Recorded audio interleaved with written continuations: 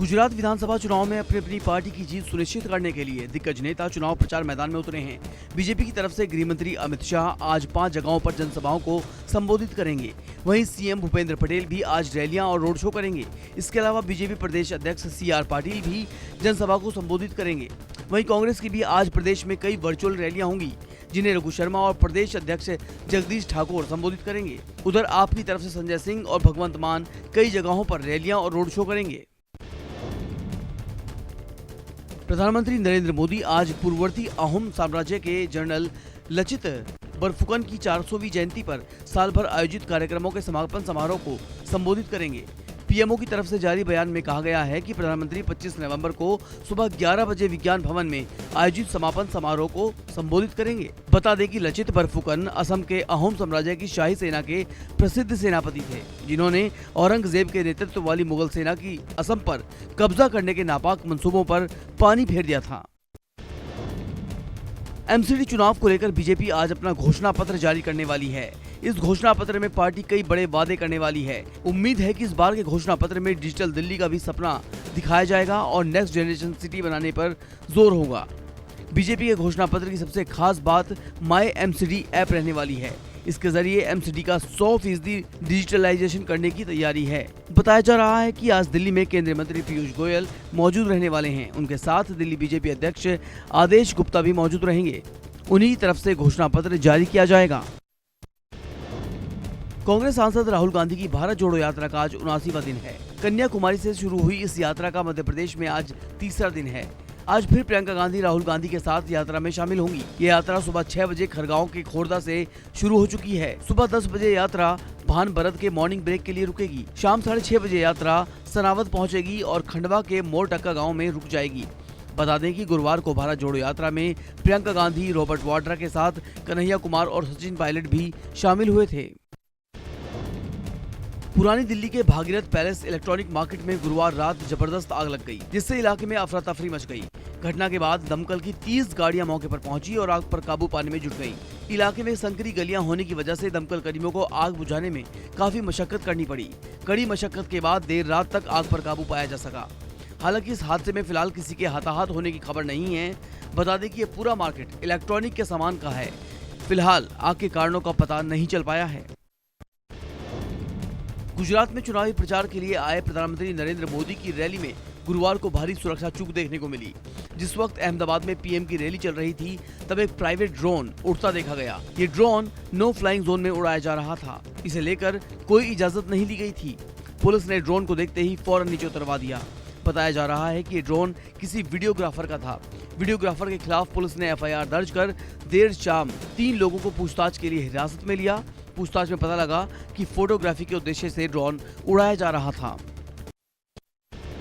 दिल्ली में नगर निगम और गुजरात में विधानसभा चुनाव के बीच डिप्टी सीएम मनीष सिसोदिया ने बीजेपी पर बड़ा आरोप लगाया है। सिसोदिया ने ट्वीट कर कहा कि एमसीडी और गुजरात चुनाव में अपनी हार के डर से बीजेपी सीएम अरविंद केजरीवाल को मारने की साजिश रच रही है। सिसोदिया का ये बयान तब आया जब बीजेपी सांसद मनोज तिवारी ने ट्वीट कर कहा था कि आप कार्यकर्ता और जनता केजरीवाल से गुस्से में है। हालांकि उपराज्यपाल VK सक्सेना ने मनीष सिसोदिया के इन आरोपों को संज्ञान में लिया है और केजरीवाल की सुरक्षा को सुनिश्चित करने के लिए दिल्ली पुलिस कमिश्नर से बातचीत की। श्रद्धा मर्डर केस के आरोपी आफ्ताब के पॉलीग्राफ टेस्ट का दूसरा सेशन गुरुवार को भी पूरा नहीं हो पाया। आफ्ताब की तबीयत खराब होने की वजह से पॉलीग्राफ टेस्ट खत्म नहीं हुआ। बताया जा रहा है कि अगर आफ्ताब की तबीयत ठीक रही तो आज उसे फिर पॉलीग्राफ टेस्ट के लिए बुलाया जा सकता है। सूत्रों की माने तो आफ्ताब का नार्को टेस्ट सोमवार को किए जाने की संभावना है। बता दें कि पॉलीग्राफ टेस्ट में BP, नब्ज और सांस की दर जैसी शारीरिक गतिविधियों को रिकॉर्ड किया जाता है और इन आंकड़ों का इस्तेमाल ये पता लगाने के लिए किया जाता है कि व्यक्ति सच बोल रहा है या नहीं। दिल्ली की ऐतिहासिक जामा मस्जिद ने लड़कियों की एंट्री पर रोक लगाने वाले आदेश को गुरुवार को वापस ले लिया। मामले में उठे विवाद के बाद हस्तक्षेप करते हुए दिल्ली के LG VK सक्सेना ने शाही इमाम से बात की, जिसके बाद लड़कियों को मर्यादा में रहने की सलाह देते हुए नोटिस बोर्ड हटा दिए गए। बता दें कि कुछ दिन पहले जामा मस्जिद परिसर के बाहर नोटिस चस्पा कर दिए गए थे, जिसमें लिखा गया था कि जामा मस्जिद में लड़की या लड़कियों के अकेले दाखिल होना मना है। इस मामले पर दिल्ली महिला आयोग की अध्यक्ष स्वाति मालीवाल ने कड़ा एतराज जताया था। राजस्थान के मुख्यमंत्री अशोक गहलोत और सचिन पायलट की तनातनी फिर सामने आई है। राजस्थान के सीएम अशोक गहलोत ने सचिन पायलट को गद्दार कहा है। उन्होंने कहा कि गद्दार को राज्य का सीएम कैसे बनाया जा सकता है। गहलोत के गद्दार कहे जाने पर पलटवार करते हुए कांग्रेस नेता सचिन पायलट ने गुरुवार को कहा कि इस तरह के अनुभवी व्यक्ति को ऐसे शब्द शोभा नहीं देते। पायलट ने कहा कि ऐसी भाषा बोलना मेरी परवरिश का हिस्सा नहीं रही। मेरा बार बार नाम लेने, कीचड़ उछालने और आरोप प्रत्यारोप करने से कोई फायदा होने वाला नहीं। गृह मंत्रालय ने बिहार को लेकर एक अलर्ट जारी किया है। राज्य पुलिस की स्पेशल ब्रांच ने सभी रेंज के आईजी, डीआईजी और सभी जिलों के कप्तानों को मुस्तैद रहने को कहा है। सुरक्षा के लिहाज से मामला बेहद गंभीर है। एक web portal Islamic translation centre ने एक पोस्ट शेयर की है, जिसके जरिए वो जिहादी मीडिया के नाम पर बड़ी संख्या में अलग अलग भाषाओं के जानकार मुस्लिम युवाओं और युवतियों को अपने संगठन से जोड़ना चाहता है, क्योंकि इन्हें जिहादी साहित्य का सभी भाषाओं में ट्रांसलेशन कराना है। बड़ी बात यह है कि वेब पोर्टल आतंकी संगठन अल-कायदा का ही एक विंग है। गुरुवार दोपहर राजस्थान के भीलवाड़ा में दिन दहाड़े दो सगे भाइयों पर हुई ताबड़तोड़ फायरिंग में एक की मौत हो गई। दो बाइक पर आए 4 बदमाशों ने इस सनसनीखेज वारदात को अंजाम दिया और फरार हो गए। बीच चौराहे पर सरेआम हुए इस हत्याकांड के बाद इलाके में अफरा तफरी मच गई। हालांकि पुलिस ने नाकेबंदी की, पर हत्यारे हाथ नहीं आए। गुस्साए परिजनों ने अस्पताल में तोड़फोड़ की। हत्या के बाद से इलाके में तनावपूर्ण माहौल है। माहौल खराब होने की आशंका को देखते हुए प्रशासन ने 48 घंटों के लिए इंटरनेट सेवाएं बंद कर दी हैं। असम से लगी मेघालय की सीमा पर हिंसा को लेकर गुरुवार शाम राजधानी शिलोंग में एक कैंडल मार्च निकाला गया। कैंडल मार्च खत्म होने के फौरन बाद पुलिस की एक बस और एक जीप में आग लगा दी गई। साथ ही पुलिस पर पथराव किया गया। इसके अलावा शहर में पेट्रोल बम फेंके गए।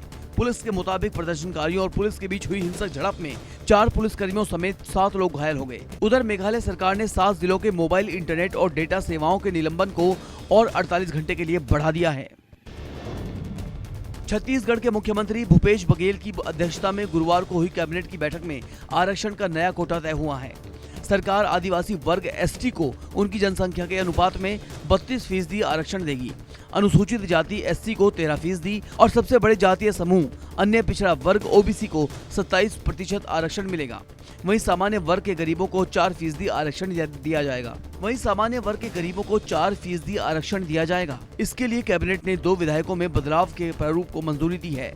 आरक्षण के अलावा भूपेश कैबिनेट में पीड़ितों की मदद के लिए मुआवजा बढ़ा दिया गया है। वित्त मंत्री निर्मला सीतारमण आने वाले बजट को लेकर जोरों से तैयारियां कर रही हैं। इसी के तहत वित्त मंत्री निर्मला सीतारमण राज्यों के वित्त मंत्रियों के साथ आज बैठक करेंगी। इस बैठक में बजट को लेकर विचार विमर्श किया जाएगा और उन पर सुझाव भी लिया जाएगा। ये बैठक सुबह 11 बजे से विज्ञान भवन में होगी। बता दें कि सरकार की ओर से ये बैठक पूर्व सुझावों के लिए बुलाई जा रही है, जिसके आधार पर ही अगले साल यानी वित्त वर्ष 2023-24 का बजट पेश किया जाएगा। इस बार भी सरकार 1 फरवरी को बजट पेश करेगी। डेरा सच्चा सौदा प्रमुख गुरमीत राम रहीम की 40 दिन की पैरोल आज खत्म हो चुकी है। आज राम रहीम को वापस रोहतक की सुनारिया जेल जाना पड़ेगा। 15 अक्टूबर को गुरमीत सिंह राम रहीम यूपी की बागपत जेल में स्थित बरनावा के डेरा सच्चा सौदा आश्रम में पैरोल पर आए थे। अपने पैरोल के दौरान राम रहीम ऑनलाइन सत्संग करते रहे।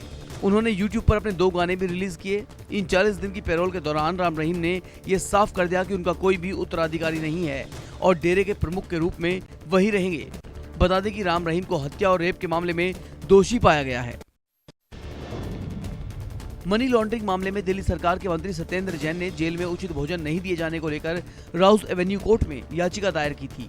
इस मामले पर अदालत आज दोपहर 3 बजे फैसला सुनाएगी। याचिका में जैन ने उन्हें पारंपरिक भोजन देने की गुहार लगाई थी। उन्होंने कहा था कि जेल प्रशासन को निर्देश दिया जाए कि वो उन्हें खाने में सब्जियां, फल और मेवे दें। याचिका में जैन ने कहा था कि उन्हें जेल में कुछ भी मुहैया नहीं कराया जा रहा है, उन्हें सही आहार नहीं दिया जा रहा है। हालांकि सत्येंद्र जैन के आरोपों के बाद कोर्ट ने तिहाड़ जेल से इस पर जवाब मांगा था। यूपी के मुख्यमंत्री योगी आदित्यनाथ आज अलीगढ़ और फिरोजाबाद दौरे पर हैं। सीएम योगी आज करीब 2.5 घंटे अलीगढ़ में रहेंगे। सुबह 10:30 बजे योगी नुमाइश मैदान पहुंचेंगे। यहां पर वो प्रबुद्ध जन सम्मेलन को संबोधित करेंगे। इसके साथ ही सीएम योगी लाभार्थियों को प्रमाण पत्र वितरण करेंगे और जिले में 75 करोड़ की योजनाओं का लोकार्पण और शिलान्यास करेंगे। इसके बाद सीएम फिरोजाबाद पहुंचेंगे। यहां पर वो 3 अरब से अधिक की 250 से अधिक परियोजनाओं का लोकार्पण और शिलान्यास भी करेंगे और शाम 5 बजे के बाद लखनऊ लौट जाएंगे। उपराष्ट्रपति जगदीप धनखड़ आज ग्रेटर नोएडा आ रहे हैं। जगदीप धनखड़ ग्रेटर नोएडा की गौतम बुद्ध यूनिवर्सिटी में चल रहे हैकाथॉन कार्यक्रम में 22 देशों के अफ्रीकी छात्रों से मुलाकात करेंगे। इसके बाद Dhankhar UNESCO India Africa hackathon कार्यक्रम का समापन करेंगे। धनखड़ के दौरे को लेकर गौतम बुद्ध नगर पुलिस कमिश्नरेट ने जाम की समस्या से बचने के लिए दिल्ली से नोएडा और ग्रेटर नोएडा तक रूट डायवर्जन किया है। बता दें कि उपराष्ट्रपति धनखड़ सड़क मार्ग से गौतम बुद्ध यूनिवर्सिटी पहुंच रहे हैं। आरजेडी सुप्रीमो लालू प्रसाद यादव आज सिंगापुर जाएंगे। सिंगापुर में लालू का किडनी ट्रांसप्लांट होना है। लालू यादव के साथ राबड़ी देवी और मीसा भारती भी सिंगापुर जाएंगी। बता दें कि लालू यादव लंबे समय से किडनी की समस्या से जूझ रहे हैं। कुछ दिन पहले भी वो इलाज के लिए सिंगापुर गए थे, जहां डॉक्टरों ने उनके किडनी ट्रांसप्लांट का फैसला लिया था। फिलहाल लालू यादव दिल्ली में हैं। उनके किडनी ट्रांसप्लांट के समय तेजस्वी यादव भी सिंगापुर में ही रहेंगे। आज digital news publishers association DNPA की मेजबानी में अपनी तरह का पहला सम्मेलन होने जा रहा है। DNPA डायलॉग्स के नाम से होने वाले इस सम्मेलन में देश के प्रमुख समाचार प्रकाशकों के साथ साथ ऑस्ट्रेलिया के डिजिटल नियामक विशेषज्ञ भी हिस्सा लेंगे। सम्मेलन आज सुबह 10 बजे से दोपहर 12 बजे के बीच वेबिनार के रूप में होगा। ये सम्मेलन ऐसे वक्त में हो रहा है जब भारत के डिजिटल न्यूज पब्लिशर्स गूगल और फेसबुक जैसी टेक कंपनियों से उचित तरीकों और ज्यादा समानता वाली भागीदारी चाहते हैं। बॉम्बे हाईकोर्ट में संजय राउत की जमानत के खिलाफ ईडी की याचिका पर आज सुनवाई होगी। बॉम्बे हाईकोर्ट प्रवर्तन निदेशालय की ओर से राज्यसभा सांसद संजय राउत और उनके कथित सहयोगी प्रवीण राउत को मनी लॉन्ड्रिंग के मामले में जमानत देने के विशेष PMLA अदालत के आदेश के खिलाफ याचिका पर सुनवाई करेगा। बता दें कि संजय राउत पत्राचाल घोटाले को लेकर करीब 100 दिन तक जेल में रहे। शिवसेना सांसद संजय राउत को 31 जुलाई 2022 को ईडी ने गिरफ्तार किया था। महाराष्ट्र के पूर्व CM और शिवसेना के एक धड़े के प्रमुख उद्धव ठाकरे ने छत्रपति शिवाजी महाराज पर टिप्पणी को लेकर बृहस्पतिवार को महाराष्ट्र के राज्यपाल भगत सिंह कोश्यारी को हटाने की मांग की और राज्य के राजनीतिक दलों से उनके खिलाफ एकजुट होने का आग्रह किया। ठाकरे ने चेतावनी भी दी, अगर अगले कुछ दिनों में मांग पर कोई फैसला नहीं लिया गया तो उनकी पार्टी राज्यव्यापी बंद की योजना बना सकती है। उद्धव ठाकरे ने कार्रवाई के लिए 2 से 5 दिन का समय दिया है। भारत जोड़ो यात्रा के तहत मध्य प्रदेश के इंदौर शहर आने पर राहुल गांधी को बम से उड़ाने की धमकी देने वाले संदिग्ध को पुलिस ने पकड़ लिया है। पूछताछ में आरोपी ने बताया कि उसका कोई नहीं है और वो अपनी मौत चाहता है, इसलिए उसने ये कदम उठाया। 18 नवंबर को सपना संगीत सिनेमा हॉल पर गुजराती स्वीट्स की दुकान पर एक धमकी भरा लेटर पहुंचा था। लेटर में एक बीजेपी नेता के नाम के साथ 3 मोबाइल नंबर लिखे हुए थे, साथ ही एक युवक के आधार कार्ड की फोटो कॉपी थी। धमकी देने वाले संदिग्ध को इंदौर पुलिस क्राइम ब्रांच को सौंप दिया गया है। यूपी के जौनपुर से बेहद ही हैरान करने वाली घटना सामने आई है, जहां एक मेडिकल स्टोर में चोरी की वारदात हुई और चोर मेडिकल स्टोर में रखे 30,000 रुपए नगद कैश लेकर फरार हो गए। बता दें कि चोरी की वारदात TD कॉलेज पुलिस चौकी से महज 500 मीटर की दूरी पर हुई। पूरी वारदात मेडिकल स्टोर में लगे CCTV कैमरे में कैद हो गई, जिसमें चोर शटर के नीचे मेडिकल स्टोर में बड़े आराम से घुस जाते हैं और मेडिकल स्टोर में चोरी की वारदात को अंजाम देने के बाद आसानी से फरार हो जाते हैं। फिलहाल पुलिस CCTV के आधार पर चोरों की तलाश में जुटी है। बिहार के मुजफ्फरपुर से बेहद ही दुखद घटना सामने आई है, जहां कुर्नी थाना इलाके के चंद्रहटी में राइस मिल के बॉयलर फटने से 6 लोग घायल हो गए। वहीं घायल लोगों का इलाज अस्पताल में जारी है। बताया जा रहा है कि बॉयलर का मेन पाइप फट गया। वहीं इस हादसे के बाद चारों तरफ अफरा तफरी का माहौल है। घटना के तुरंत बाद घायलों को अस्पताल पहुंचाया गया और उनका इलाज हो रहा है। हालांकि हादसा कैसे हुआ ये अभी तक साफ नहीं हो पाया है। फिलहाल हादसे की जाँच चल रही है। जम्मू के गंडो भेलसा दड़की गांव में अचानक आग लगी। आग इतनी भयानक थी कि 4 घरों को अपनी चपेट में ले लिया। आसपास सूखी घास थी, जिस वजह से आग और भयानक हो गई। घटना की जानकारी मिलते ही प्रशासन और दमकल की गाड़ियां मौके पर पहुंची और आग बुझाने का काम शुरू किया। कड़ी मुशक्कत के बाद आग पर काबू पाया गया। वहीं समय पर प्रशासन और दमकल की गाड़ियां समय पर पहुंचने से गाँव के लोगों ने उनका धन्यवाद किया, क्योंकि अगर आग पर समय रहते काबू नहीं पाया जाता तो कोई बड़ी दुर्घटना हो सकती थी। आंध्र प्रदेश के अनकापल्ली जिले में एक दर्दनाक हादसा हुआ है, जिसमें अनकापल्ली राष्ट्रीय राजमार्ग पर एक स्कूल बस को तेज रफ्तार लॉरी ने पीछे से टक्कर मार दी। वहीं इस घटना में कई बच्चे घायल हो गए। बताया जा रहा है कि जब स्कूल की छुट्टी के बाद सभी बच्चे स्कूल बस से घर लौट रहे थे, तभी तेज रफ्तार लॉरी पीछे से बस से टकरा गई, जिससे कई बच्चों को चोटें आई हैं। वहीं इस घटना के बाद घायलों को अस्पताल में इलाज करवाया गया। वहीं मौके पर पहुंचकर पुलिस ने हालात का जायजा लिया। फिलहाल पुलिस इस घटना की जांच में जुटी है। बिहार के बेगूसराय में लगातार रफ्तार का कहर जारी है, जहां तेज रफ्तार बस ने आधा दर्जन से ज्यादा लोगों को कुचल दिया। वहीं गंभीर रूप से घायल लोगों को इलाज के लिए बेगूसराय के एक निजी अस्पताल में भर्ती करवाया गया। बता दी ये घटना नगर थाना क्षेत्र के NH 31 स्थित बलिदानी दुर्गा के समीप की है, जब महिला, पुरुष और बच्चे समेत मटकोर करने के लिए बलिदानी दुर्गा स्थान के समीप NH पर से गुजर रहे थे, तभी खतोपुरा की तरफ से आ रही बस ने अनियंत्रित होकर भीड़ को कुचल दिया। वहीं मौके पर पहुंचकर पुलिस ने बस चालक और उपचालक को हिरासत में ले लिया है।